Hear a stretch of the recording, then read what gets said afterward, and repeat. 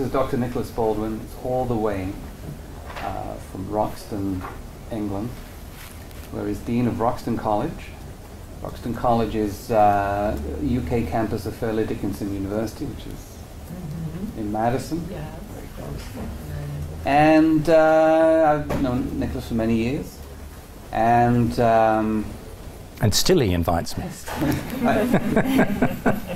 One of the things Nicholas always intrigues me about is his observations on the differences between America and the UK.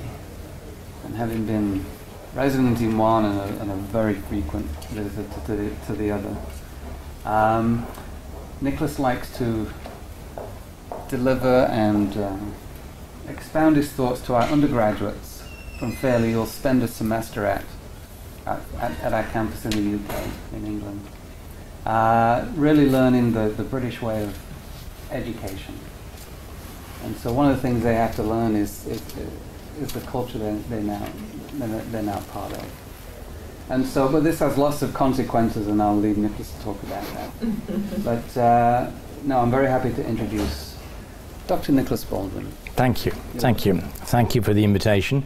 Thank you for giving up your evening to listen to this. I think it's going to be more of a conversation, I hope, than well, I've got some notes, but we'll talk about that. Please interrupt me as we go along. If I'm not looking, actually say something and I'll stop or whatever. But many people look at the two countries, the United States and the United Kingdom, and sort of say, it's the same, really. It's the 51st state with a funny accent. Aluminium instead of aluminum. But aside from quirky things like that, it's the same. Well, certainly the United States is a large, complex, multifaceted, constantly changing, often chaotic society. It's certainly a society that defies simple classification and characterization. But equally, the United Kingdom is a small, although complex, multifaceted, constantly evolving, and often chaotic society. Perhaps most societies are. The United Kingdom also defies simple characterization. But I'm arguing that they are very different places. Although, well, I've heard it attributed to all sorts of people, I'm attributing it to George Bernard Shaw, who said, we, Britain and America, are two nations divided by a common language. I think it's much more than language. I believe that there's a very great philosophical and cultural divide between our two countries, which are often masked to people because we use the same or sort of the same language. So I believe we have very different values, very different aspirations, and have developed quite separate and distinct habits of mind, if nothing else. So I've drawn up a list, lock the door, of 20 differences. These are, I don't think it's an exhaustive list. I'm not saying that they're in order of importance. The only order they're in is the order in which I thought them up and wrote them down. So don't try and second guess me. Genuinely, that's the reason why they are the way they are. I'm going to begin first and foremost with language, because there are differences. Now, of course, if you're visiting Japan and don't speak Japanese, prior to your arrival in Japan, you are psychologically prepared for a difference. Equally, if you go to Russia or Greece and you don't speak those languages, you are prepared. Immediately you get off the plane, the signage is different, for one thing, so you're aware that you're in a different place.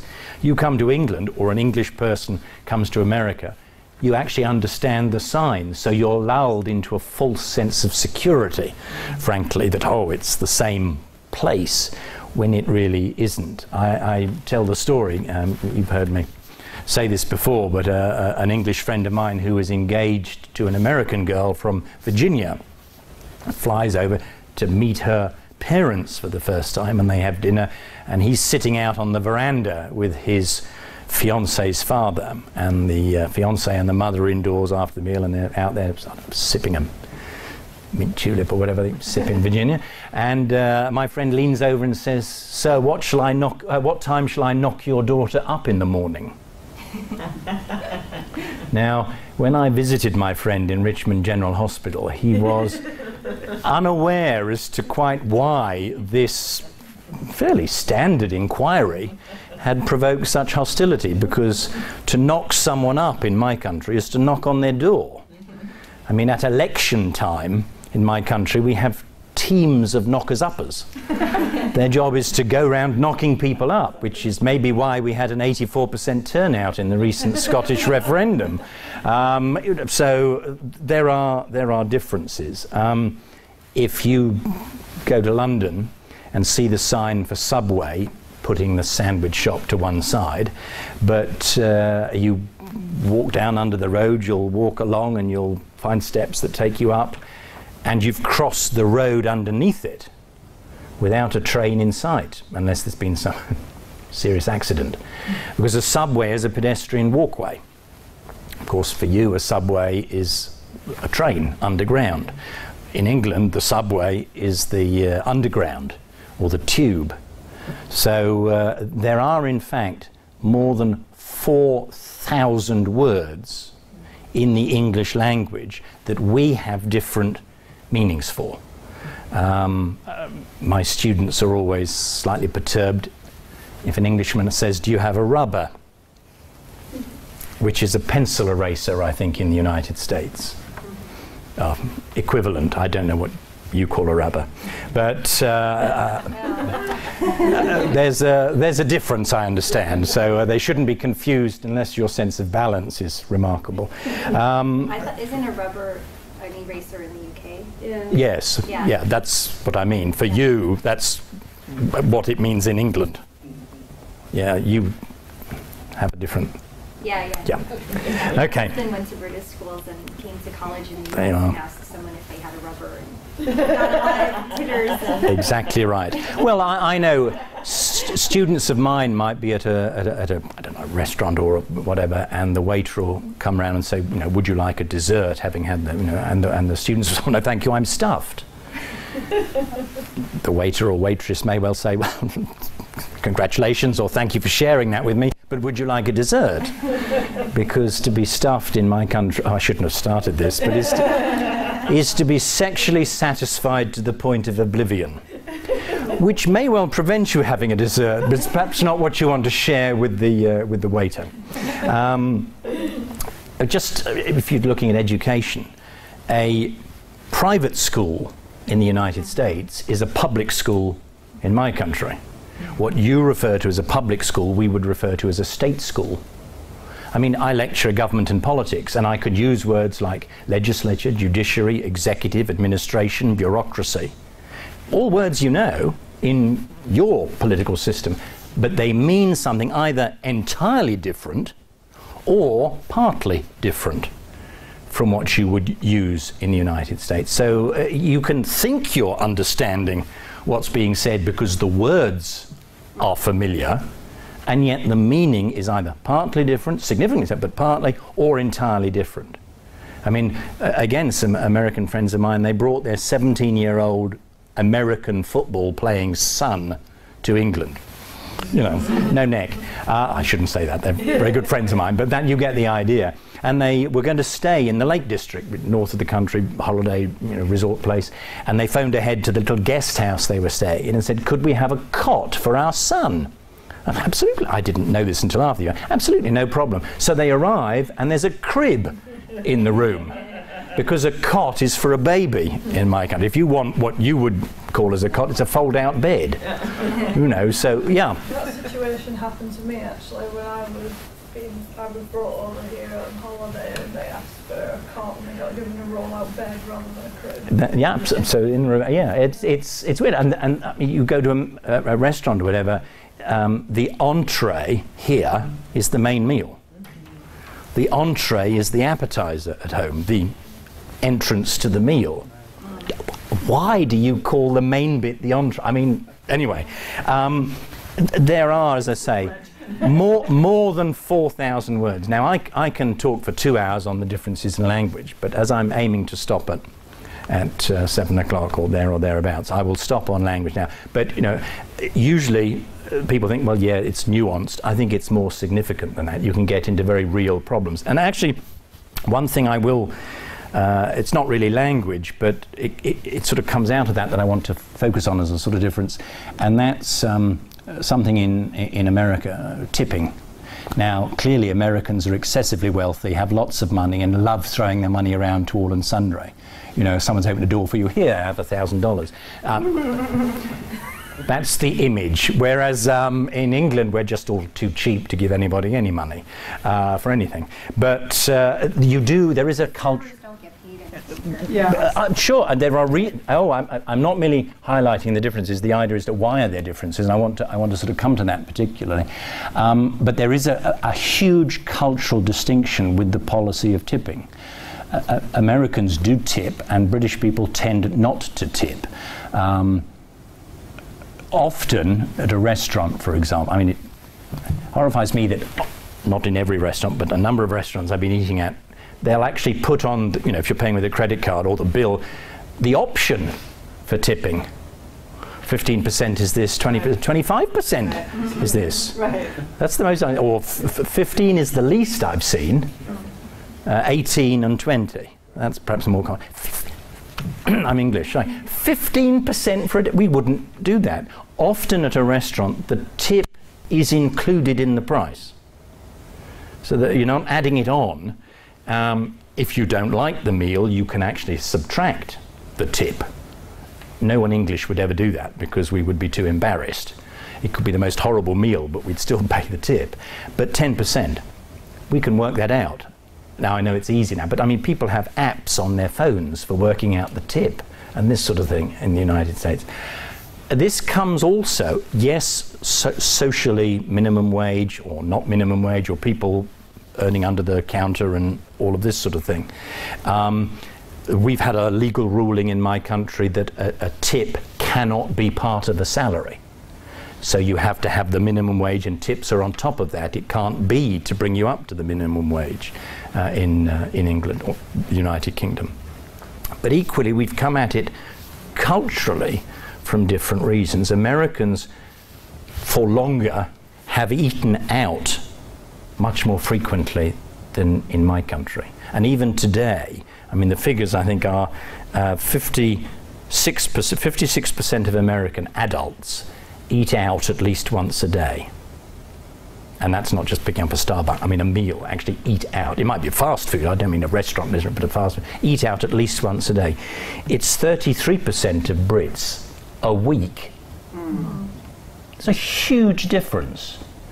And one of the things, if we're looking at tips at restaurants or whatever, is because we're eating out, you go back to the 1970s, 2% of people ate out regularly. 2%. Now, it's more than that now, but it's still very much the case you're eating out almost as a celebratory thing. I mean, in the 70s it would have been, you know, unless you were in the top 2%, you'd have gone out because of a birthday, an anniversary, or a hot date you wanted to progress or something. Go to second base, to use an American expression, past second base. And you've got, you know, restaurants who will open early, you tend to eat earlier. The idea of dinner, which I've experienced over here at 5 o'clock, thank you for not having dinner early. The dinner at 5 o'clock, that would be tea time at home. I would not choose to eat before 8 at night at home. Restaurants often, unless you're in a theatre district, don't open in England till 7 in the evening.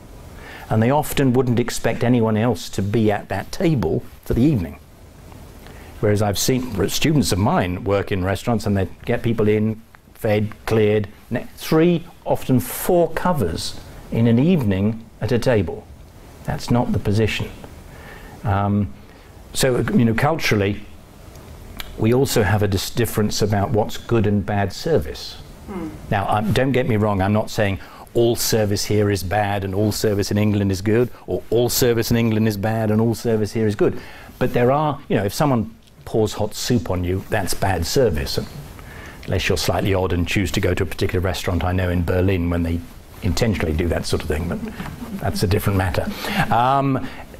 But I know American friends of mine who will come to a restaurant in England, and you know, we could be sat down 10 minutes before a waiter even comes and asks us for a drink, and my friends are gradually fuming. Goddamn service, why did you bring us to this goddamn joint, sort of thing. And me, I'm the reverse. When we come over here, I'm fraught by the waiter coming. Hi, I'm Frank, I'm your waiter. You know, what would you like? More water, more ice, more. Go away, I don't know you from Adam. You know, or join us because you're spending so much time with us. You know, we have different wishes and expectations. Now, I think a waiter who doesn't get out of your face, I think that's bad service. It's not service I'm looking for. American friends might want that, and if the waiter isn't like that, then that's bad service. So we have a, you know, cultural differences like that as well. Anyway, let's move on from that. Second difference, geography. And this is because the United States is continental in scale. I don't wish to insult Canadians or Mexicans. You don't have powerful neighbours, in the sense of you're not going to bed lying awake sweating at night thinking, what the hell are the Canadians going to be doing, or what the hell are the Mexicans going to, well, you might think about certain Mexicans, but not Mexico as a government. You're not thinking their army is going to be in your streets the next day. And with some adjustment, you could be self-sufficient economically, with some adjustment. My country, by contrast, is an island, a small island, or actually a collection of islands, off the coast of Europe, but not far enough to be away from the coast of Europe. We have had a history of powerful neighbours. You know, we're going to be invaded by Spain. We were invaded by Rome. We were invaded by the Norman French. We thought we were going to be invaded by Spain. We thought we were going to be invaded by France. We thought we were going to be invaded by Germany. I mean, heavens above, at the height of the Cold War, it was said Russian troops, unless we'd gone nuclear, could be at the Channel ports in 48 hours. We've never been able to ignore our neighbours. We've had to be prepared for whatever. We're marking the 100th anniversary of the outbreak of the First World War at home at the moment, and both of those wars, first and second, for a variety of reasons, have moulded my country, and that's something I'll come back to. But the fact of the geography of any country affects your history, how you see others, how you see yourself. We are a country with a proud, we believe successful, naval history, much more so than the Swiss, geographically speaking. You know, the Switzerland is landlocked. They actually have a navy patrolling their locks or lakes. But, you know, we have an ocean-going navy. Our many heroes are naval people. John Hawkins, Francis Drake, Walter Raleigh. In my childhood, Francis Chichester, the first man to sail around the world. I remember as a schoolboy having a map on the wall charting his progress around the globe, and then he's knighted as he comes back by the Queen on Plymouth Hoe and so on. If we weren't an island, we would have none of that. So the fact of a nation's geography shapes that country hugely, and the fact that we have such different geographies shapes us differently as well. Thirdly, origins. The origins of the United States are very different from the origins of the United Kingdom. The United States is a nation born of revolt. The joke amongst the English is, you know, the Americans, they're revolting. But you are born out of revolution, a revolution away from the British system as you perceived it at that time. And so you have a beginning, if you like. Now, I'm not saying it was in a vacuum, because the beginning was affected by what had gone previously, but you actually have a beginning. You could celebrate a national day, the 4th of July, and so on and so forth. We've got nothing like that in my country. We are the way we are because we were the way we were. And not unchanging, but it's evolutionary change rather than revolutionary change. And this goes through the fabric of society as well. I know you have historic preservation societies in the United States, but quite often someone will buy a house, knock it down and build a new one on the site. That's quite difficult to do that in my country. Nothing like that could be done in the area I live because every house is protected. My mother's just joked that she's bought a new house because the house was built in 1650. Now, the house she's left was built in 1495. It's a completely different mindset. Someone once said, if you want to know the difference between Britain and America, in Britain, 100 years is nothing and 100 miles is a lot. In the United States, 100 miles is nothing and 100 years is a lot. And I think that's something. But revolution as opposed to evolution, I think, is a significant difference in terms of how our systems originated, have evolved, and the mindset from that has affected a whole array of the outlook on life. Fourthly, in a sense growing out of that, foundations. Foundations of the United States, you have a formal, written, codified constitution. My country has no formal, written, codified constitution. The absence of a formal, written, codified constitution has led some people to say, then there's no such thing as a British constitution. And if you have a narrow definition like that, then you're right. We have no constitution in my country. But we wouldn't define a constitution as a formal, written, codified document. But we certainly don't have that. And it's a product, both of us, of our history.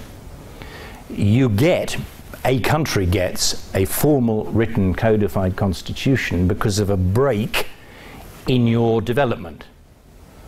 We don't like what's been happening, let's start again. These were the problems, these were the defects, how do we overcome these? Let's write all this down and start from here. A revolution like you had in your country, a revolution like there was in France, between the peasantry, if you like, led by some of the educated elite, I suppose, against the aristocracy, or a revolution in Russia, where you had the peasantry and the bourgeoisie against the aristocracy. We've not had that sort of revolution. If we've looked like going down that way, the elites in my country have known when to give ground. They've been a bit, not in the American case, but indigenously in Britain, they've known when to give ground. Defeat in war.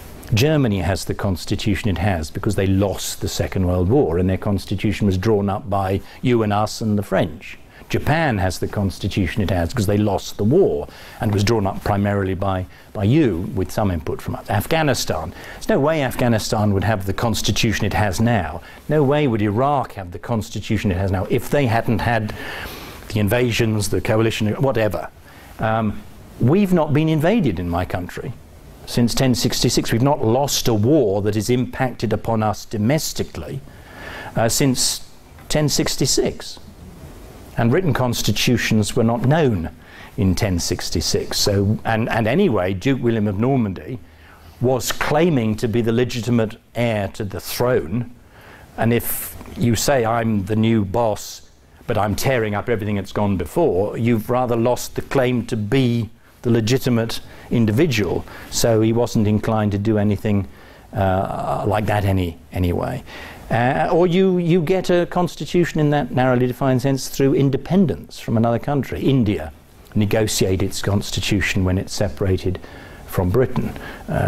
Zimbabwe got its constitution after the settlement of Rhodesia from Britain and so on.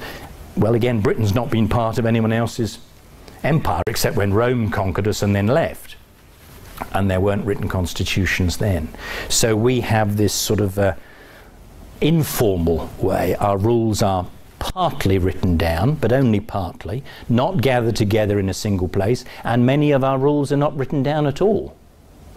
They are, in the words of Edmund Burke, carried in the hearts and minds of, well, he wrote of men. We would simply say today, carried in the hearts and minds of the people. Yeah. Yeah, that's an interesting point. So I know in the U.S., the Constitution is often appealed to as a basis for making legislation decisions. Is it constitutional or not? So what do you appeal to in Britain to resolve? That's a very good question. I'm not ignoring it. I'm going to be coming to that, because that's essentially my next point. Okay. So you got the Constitution types, none of the formal written Constitution, none of the instances that give rise to that have happened in my country. It's just, again, the way it is today is because it's the way it's not unchanging, but it's just there's no beginning. It's evolved. My fifth point is rights, and you have entrenched rights now as part of your Constitution, the constitutional amendments that put the Bill of Rights as part of the Constitution. We have no entrenched rights in my country. We don't believe anyone has the authority to give us rights that are inherent. So we're not saying we don't have rights, but we don't have any entrenched rights. Well, let me finish the point, and you can then ask the question. Your Bill of Rights is backed up, as you rightly say, by the Supreme Court. Indeed, your Constitution is backed up by the Supreme Court. And it's called the Supreme Court for the obvious reason that it is supreme. Well, the justices of the Supreme Court at any one time take the Constitution, including the Bill of Rights, and their interpretation of that is supreme. Yep, that's your system. In my country, although recently we have a Supreme Court, it is not supreme. The only institution in my country that is supreme is Parliament. And in that sense, Parliament means the process through which laws become laws. It has to go through, there are some technical, but essentially, through the House of Commons, the elected chamber, through the House of Lords, the in essence appointed chamber, and be approved by the monarch. That's just as the physical process of lawmaking is the House, the Senate, the House, and the President. You took that from us. It's the Commons, the Lords, and the monarch. Those three entities working together, agreeing, can do anything and everything they wish.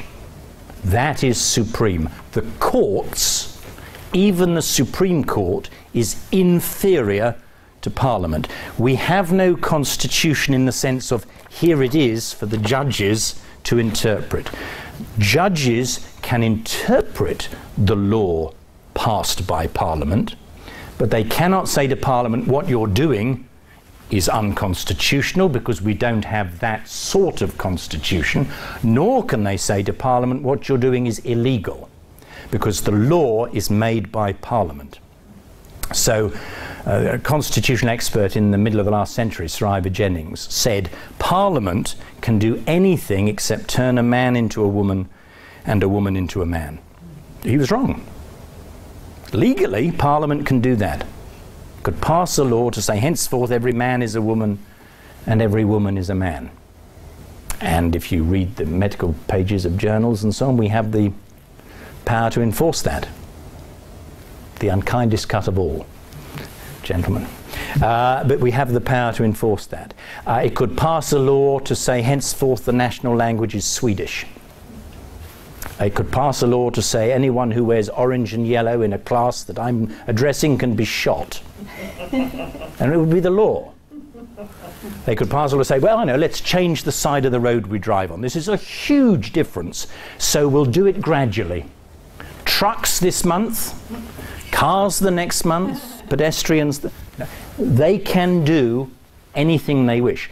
The safeguard against them doing something like I've just suggested is, well, yeah, they could, but they're not going to. It would be silly. I'm not sure many Americans would be satisfied with that safeguard. British people are quite content to sleep well in their beds at night on that understanding. And that is going to lead to my next point, which is sort of trust and mistrust in government. But the point is, although we relatively recently, 2008, have a Supreme Court, it is not super. It's the highest court, but it is not above Parliament. Now, does that answered your question? You did have a question. Did I come round to answering? I thought I might, so that's why I wanted to finish the point. Yeah, sure. You made that comment about Congress and Parliament. So I was wondering if your Parliament was more productive than Congress. Well, let me. I'm not trying to make a value judgment. Let me go through my next 2 or 3 points, and then if it's not more apparent, ask me again. The sixth one, and I think this might come to answering your question, is the concept of trust or mistrust in government. And I'm not using this as a criticism of one system or the other. There's a whole school of thought, including amongst American political scientists, who describe the system of government and the focus on government in the United States as a system built upon mistrust of government. You read the Federalist Papers, your Founding Fathers and so on, well, if you read Ziegler and Dial's The Irony of Democracy, they're essentially talking about what the Founding Fathers were doing was creating a system whereby white male property owners were protected so that the masses didn't impinge upon the rights of white male property owners. So you create a system of fragmentation. The state, the federal level, the state level, you talk about electing the House, later on, of course, the Senate, for different terms, 2 years the House, 6 years the Senate, with a third every 2 years, the presidency elected for a different term as well. It's very, very difficult indeed for a majority to garner the levers of power in the United States. Very difficult, because only bits of it are being elected at different times. And you also then have a whole thrust of political society in the United States, or social society in the United States, that is genuinely fearful of government. The Oklahoma bomber and the Bundys of this world and so on, who believe that they need to arm themselves against the federal government and so on. That sort of thing. I was in Washington when the Affordable Health Care Act was going through, and the demonstrations in DC against the Affordable Health Care Act were, this is taking away our liberty. So now to a Brit, this is unfathomable. I equally know to some Americans it's unfathomable, but the very idea... Anyway, there is a whole mistrust of government, not for everybody, but a mistrust of government, and your system grew out of that. The intention was to make government difficult. You left us because of that. Well, we didn't. We want a government to govern. We might not like the particular government, bloody David Cameron or bloody Tony Blair or whatever, but the concept of governing and of government, we want to give government the power to govern, providing we can, in whatever it is, years' time, 2, 3, 4, 5 years' time, pass judgment on them. We like what you've done, we'll vote for you again. We don't like what you've done, we'll kick you out. But we don't tie one arm or both arms behind their back. We give them the power to govern. At an election, then they can't blame anyone. The president could say, well, yes, I've not done very much, but you can't blame me, it's the House or the Senate or the whatever, or the Supreme Court, or whatever it might be. Or a senator could say, well, we couldn't get it, the president wouldn't let me, or let us, or whatever. You can't do that. Our executive is the executive because it is in a majority in the legislature. So it gets what it wants. It's not unusual for 100% of the bills of a governing administration to become law. That's not to say they're not changed, amended, but not torn inside out and made into something else. They can be adjusted, but the main thrust of that legislation is not altered. And then a government stands on its record. It can't hide. It's done what it said it could do or hasn't, and it's worked or hasn't, but it's its own fault, whichever way. And we look to government to do that. The Affordable Health Care Act, the end of our liberties, we're very proud in my country of our National Health Service. State medicine, state controlled, state organised. It's the most popular institution in the country, essentially, the National Health Service. It's not, oh my God, government is getting involved in my health care, I'm no longer a free individual. That's an exaggeration, well, not for everyone, but that sort of thing. So we're coming at government from very different directions, and it's hardly surprising because you didn't like powerful government. You know, you ended up throwing tea in a harbour as a result of it, and so on. But you know, we've come at it from a very different direction. So you know, that's why so many of my aspects of differences are drawn from the differences in government, because they are significantly, fundamentally different, and we're coming at it from very different points of view. Running through some of the others, the structure of government. You have a federal system, we have a unitary system. Now, it's still a unitary system, despite the fact that we have a Scottish Parliament, a Welsh Assembly, a Northern Ireland Assembly. There's no English Parliament, there's a UK Parliament. But constitutionally, legally speaking, these entities in my country only exist because the UK Parliament has set them up. And the UK Parliament could abolish them all tomorrow. They're not going to, in practical terms, certainly not Scotland and Wales. They could in Northern Ireland, and have done so in Northern Ireland several times over the years because of the circumstances. But you can't have the US Congress abolish Texas. You might like them to, but you know, it's not going to become Greater New Mexico or whatever, or abolish New Jersey and it becomes New York or whatever. It's not going to happen because of the federal-state difference. You're a federal society. We can't even use the F word in my country. Federalism is a dirty word in my country. I don't think anyone understands what it means. They seem to think it's greater centralization, and of course that's not what it really means. But that's certainly the view. So the structure of government is, again, extraordinarily different. Separation of powers, as I've sort of touched on already. Both countries have an overlapping of powers, because the president, the executive, has some legislative power because he can veto legislation. He has some judicial power because he appoints Supreme Court. You know, so there's an overlap. But the overlap in my country is far greater. The entirety of the executive is in the legislature in my country. And that has a profound implications for where power rests in the political system.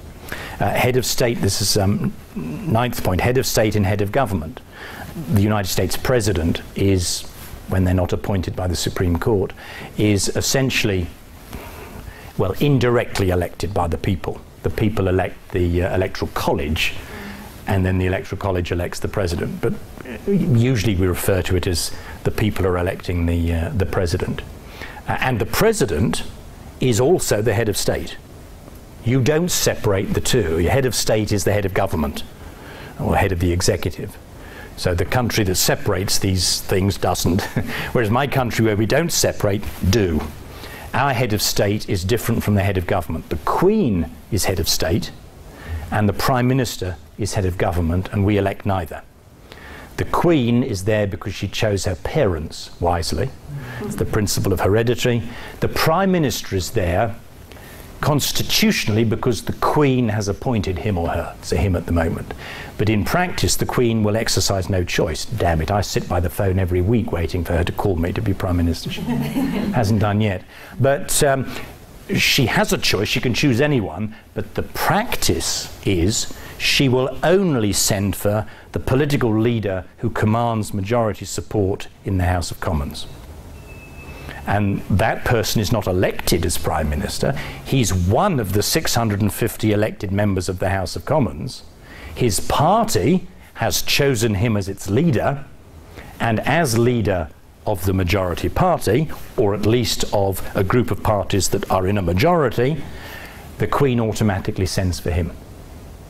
If we have a change of government, we can change Prime Ministers without an election. But if we have a change of government, you have a change of government, elections November, change in January. You have a handover. We have an election on a Thursday, the handover is on the Friday. Absolutely like that. Again, a very, very different take on all of this. Lucky my 20 points are not numerically the same. Halfway through, and I've got 12 minutes to go. I might ask for another 5 minutes if you'll plead with me. But parties and elections are, again, the way we do things, very, very different. In the United States, you have long election campaigns. I mean, I love politics, but geez. Long election campaigns, considerable amounts of money. I was reading about a justice in Tennessee. You're electing a judge in Tennessee. In her campaign, she's already spent $1.5 million this campaign season. And this is for a judge in a state, not even a Supreme. I know you don't elect Supreme Court justices, but Hillary Clinton, when she ran for the New York Senate, spent $150 million on her campaign, and it wasn't even thought to be a close contest. Your last presidential election, $1 billion campaign. TV advertising dominates, often negatively. November in the previous midterm elections, November the presidential election, which were also Senate elections in Reno, Nevada, that area. In the 6 months before November, there were 76,000 paid for television commercials in the Reno, Nevada television area. 76,000. I would shoot myself, and I like politics in that sense. And you have what political scientists, again, this is not a value judgment, what political scientists call weak political parties in certain respects, because they are coalitions around the candidate, rather than the party determining who the candidate is. So, for example, the Democrat Party of President Obama is different from the Democrat Party of Bill Clinton. The Republican Party of, who was the candidate last time round? Mitt Romney was a very different one from the Republican Party previously of the Arizona Senator McCain, which was again very different from the Republican Party of George Bush. Different people come up, whereas in my country we have national, organised, disciplined political parties. You remove the candidate, Mrs. Thatcher, and put in John Major. The party's the same. You remove Tony Blair, put in Gordon Brown. The party's the same. Now, it can evolve over time under the leadership of a person, but remember, Mrs. Thatcher, okay, she was leader of her party from 1975, and her party got rid of her in 1990. Even though they all pretty well owed their positions to her, they still got rid of her. Strong political parties. We also have very short election campaigns. I stood for a national campaign years ago now, 3 weeks. Our longest in anything, well, modern post-war period, our longest has been almost 6 weeks election campaign. And we have very strict campaign financing. If I run for national office or the Prime Minister, you can spend £12,500. £12,500. You cannot buy television or radio advertising. I mean, you couldn't afford to, only being able to spend that, but you can't buy it. You have to be newsworthy to be on TV, and the TV and radio are under a legal obligation to be impartial. Not so much the press isn't, but TV and radio, legal obligation to be impartial. And to, if they spend 20 minutes on a Conservative candidate, they have to spend a similar amount on a Labour candidate and the other candidates as well. It makes for a very different campaign. And in fact, I mentioned of negative campaigning in the United States. In my country, at the last general election, one of the candidates, a Labour member who was in the outgoing, we didn't know it was outgoing, but in the government, put in his election literature that the Liberal Democrat who was challenging him had links to terrorist groups. He won the election. The Liberal Democrat challenged him in an election court that assertion was wrong and damaging. The court found in his favour, barred the person who'd won from office, kicked him out, barred him from office for 5 years, and had a new election in that one district because he'd lied. Now, I'm not sure in what I've seen in the negative advertising, if you barred a candidate from lying, you'd have many people in office, I think. So we're coming at it again from a very different point of view, let me run through these other things. Our societies are very different. You look at the math, as you say, or the maths, just statistically, of white people, non-white people, mixed race people, and so on, and immigration, levels of immigration, very, very different. Although you can say that, you know, there are 240 languages being spoken in London, and what have we got here? More than a third of London people who live in London, not tourists, live in London these days, have been born outside the United Kingdom. I mean, we have multiracialism, multiculturalism in my country, but if you take the whole of the country, I mean, 86% of the population of the United Kingdom are white. Now that's a huge difference. It's 36% in the United States are non-white, 14% in my country. That has implications in a whole array of things. We're both multicultural, but the statistics mean that things are very, very different, particularly if you're going into certain states, certain localities, and so on. And these play out in different ways as well. Just you take 9/11, your disaster in New York was seen as a foreign attack on American soil. Our equivalent, 7/7, the bombings on the London tube system, were done by indigenous Brits. And that makes you counter these things, or attempt to counter these things, in a very different way, for good or ill. I mean, it might be right or wrong in the way our response is, but the response has been very different for that paramount reason.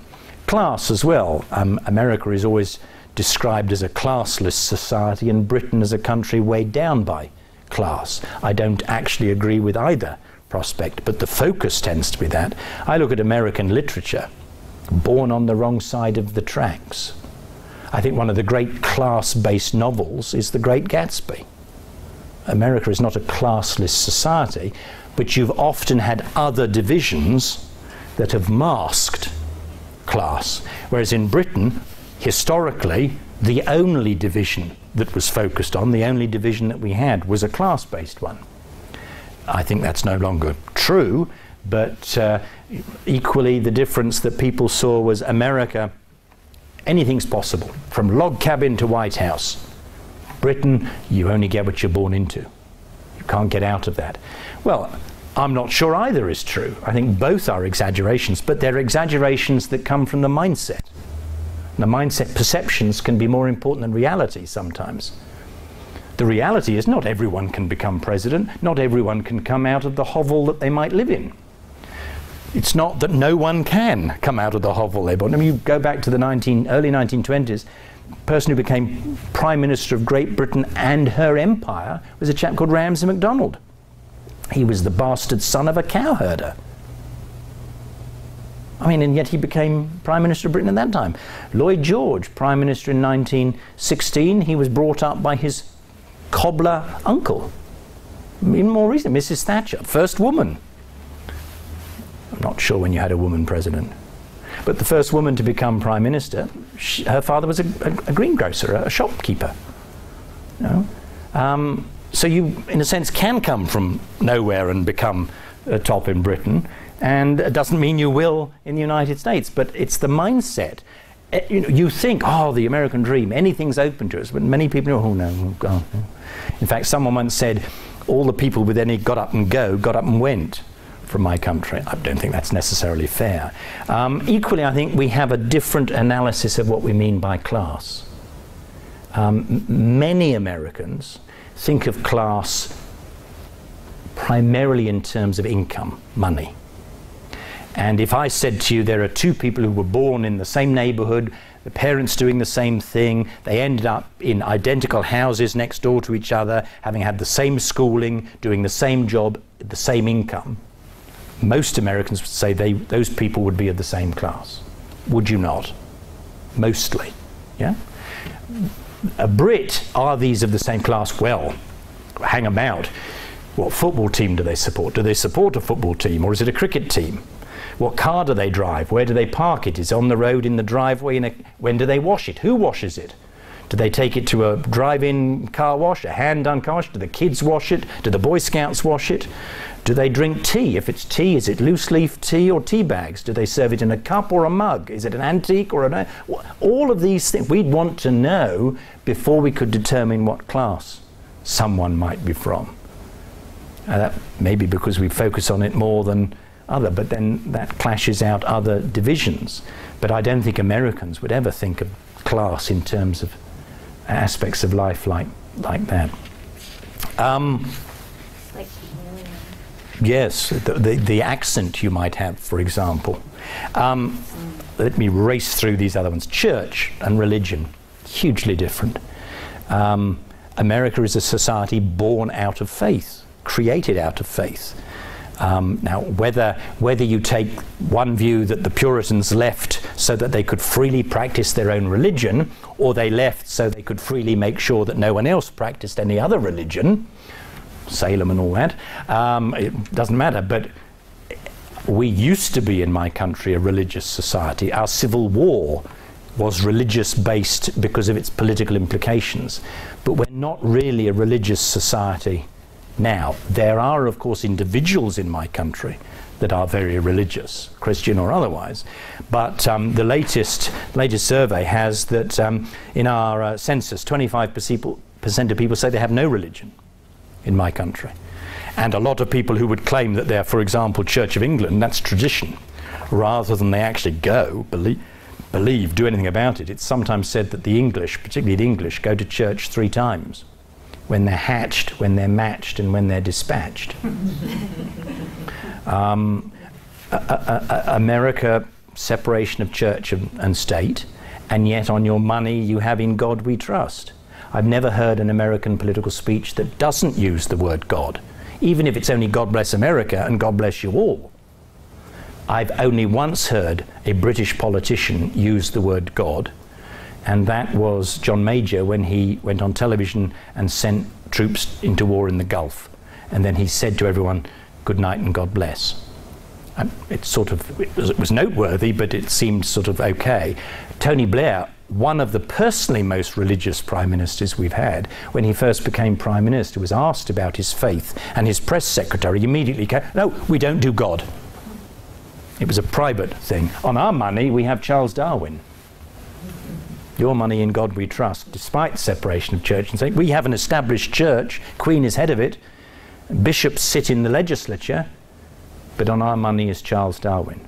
And things flow from that. You have moral and church-related issues are enormously significant in your politics. Abortion, for example, a very divisive political issue in your country, not in mine.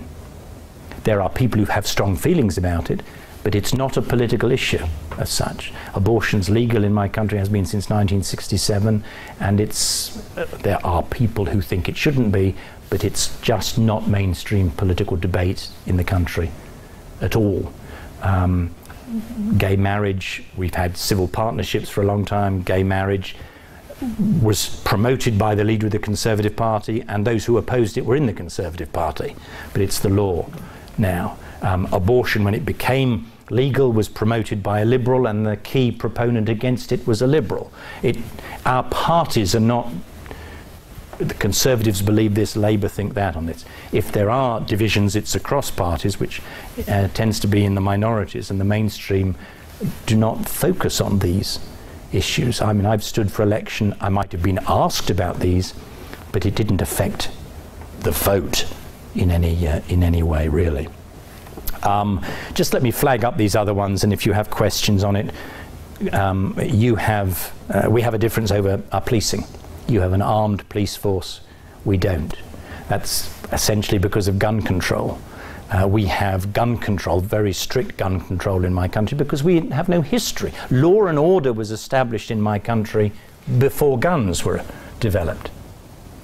You had law and order brought to much of your country as a result of guns, you know, the Wild West and all of that.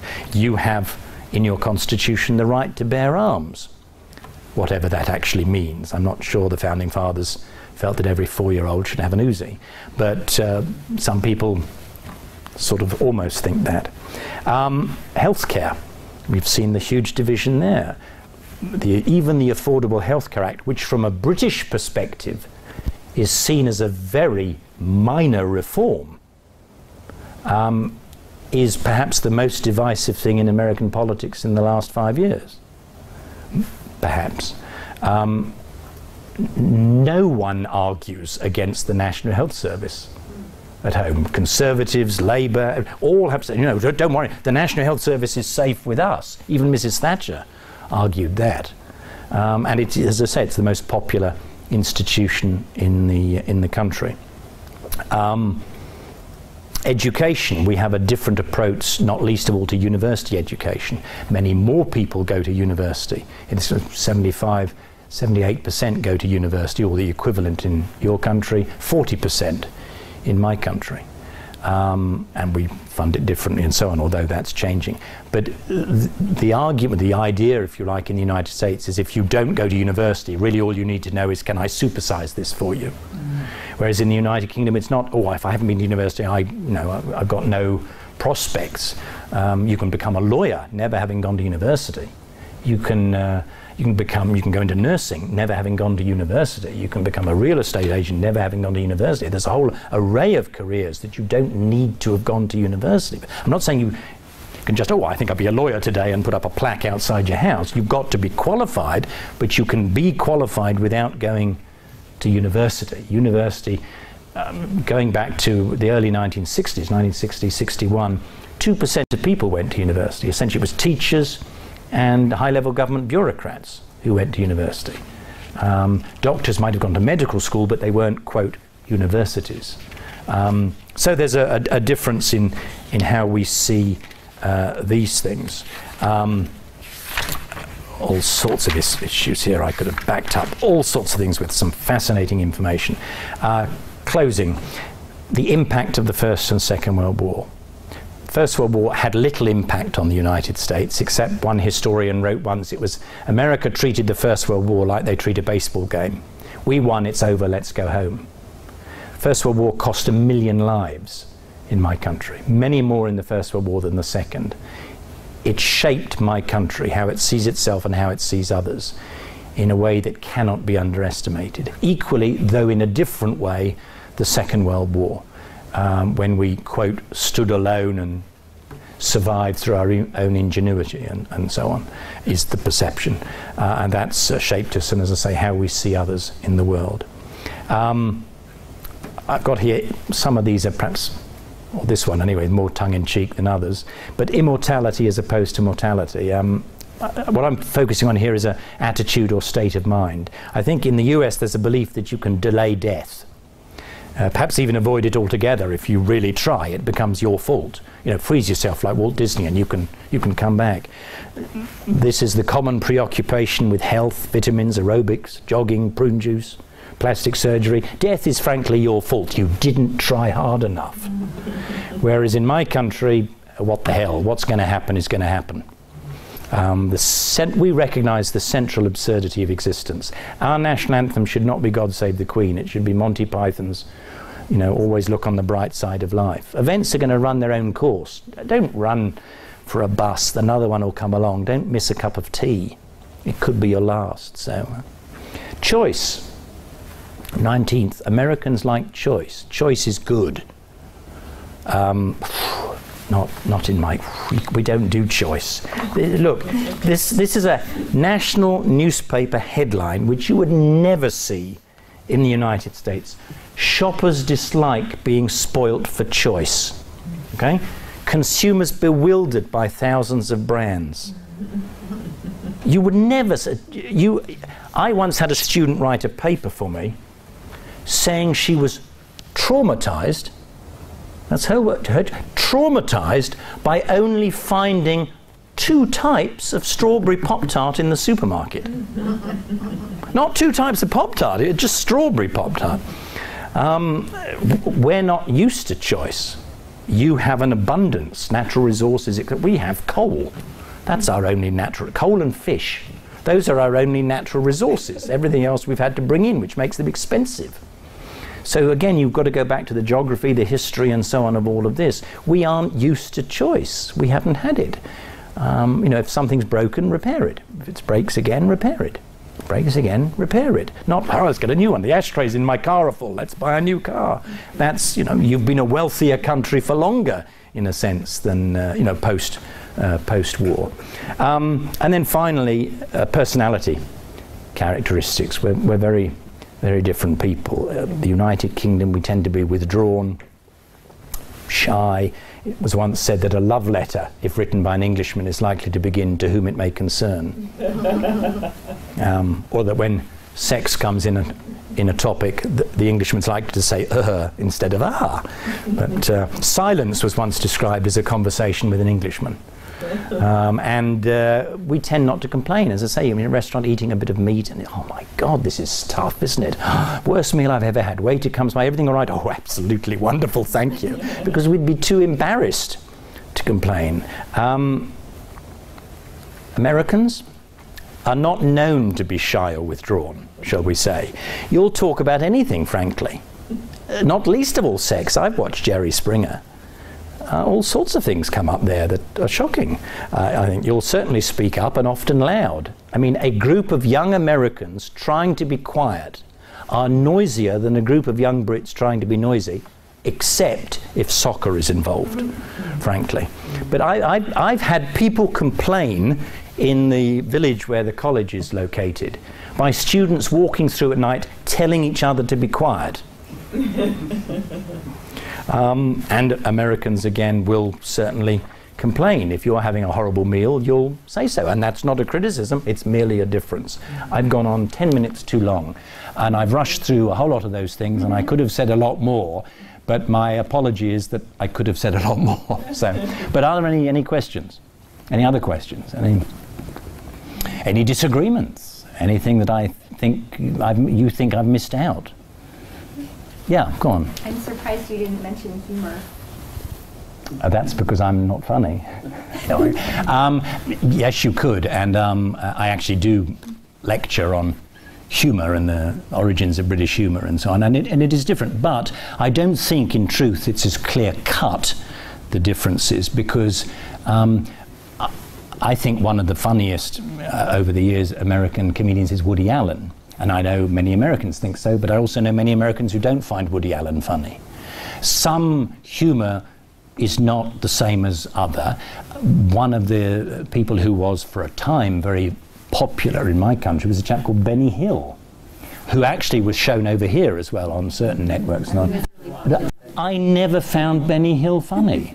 You know, so you know, but humour isn't just nationalistic, although it often is nationalistic. But it is more complicated. Clearly, there are differences. The most famous comedians of my whole life was a double act called Morecambe and Wise. The country stopped when they were on television. They became so popular that they did one show a year on television, the Christmas Day show, and more than half the country watched it. Hugely successful. They tried time and time again to make it over here. Never did. Never did. Some American, I mean, Seinfeld, hugely successful. I can sit and watch Seinfeld, leaves me totally cold. I don't think I've ever laughed at anything on Seinfeld. Now, it might be more of a comment on me than anything else. Johnny Carson, huge TV show over here. He went to Wimbledon one year, so the story is, and people didn't recognise him. So he decided to syndicate his show in England. It was cancelled after 5 episodes. Just did nothing. So humour, I mean, Monty Python, hugely successful in Britain. Some people hate it. Quintessentially weirdly English, but also very successful in this country, amongst some. So there are differences, but they're in a sense more than Anglo-American, I think, more than Anglo-American, often more personal as well. Some people like, you know, pie-in-the-face humour, and some people don't. Some people like more linguistic humour, and some people don't, but within countries as well as between countries. I think the only thing we can agree on is that Germany has no sense of humour. That's an exaggeration, because one of my favourite comedians is actually a German, Henning Wehn. You've ever heard of Henning Wehn? Very funny man. I think he performs mainly in England because no one finds him funny in Germany, but very well. Look him up online, Henning Vane. Anything else? Well, I appreciate you giving up your evening, or at least a part of it, for this, so thank you. It was very interesting. It was fascinating. Well, thank you.